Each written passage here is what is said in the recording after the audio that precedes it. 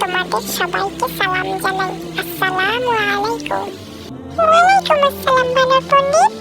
আমরা ভালো আছি, আপনি কেমন আছেন? এই কি টুনি বন্ধু, তুমি একা যে? আর বাকি সবাই কোথায়? এখনো তারা আসেনি কেন? আর সিংহ মামা, সে দেখি ঘুমে বিভোর। সে কি অবস্থা? ও মামা, মামা, ও সিংহ মামা, সিংহ মামা। পণ্ডিত মশাই, আজকে আমার আসতে একটু দেরি হয়ে গিয়েছে। আপনি আজকের মতো আমাকে মাফ করে দিন, এরপর থেকে আর এমনটা হবে না। তুমি তো রোজই এমনটা করে বলো ভাইয়া, কিন্তু তুমি তো প্রতিদিনই দেরি করে আসো। পণ্ডিত মশাই, আজকে ওকে একটু শাস্তি দিন, না হলে ও এমনটা করতেই থাকবে। আরে টুনি বন্ধু, তুমি কেন আমার পিছে খামোখা লেগে থাকো বলো তো? তোমার কি কোনো কাজকর্ম নেই?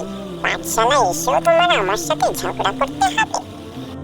আরে আরে, থামো তোমরা, থামো। এটা পাঠশালা, মাছের বাজার নয়। আরে পণ্ডিত মশাই, তুমি চলে এসেছো?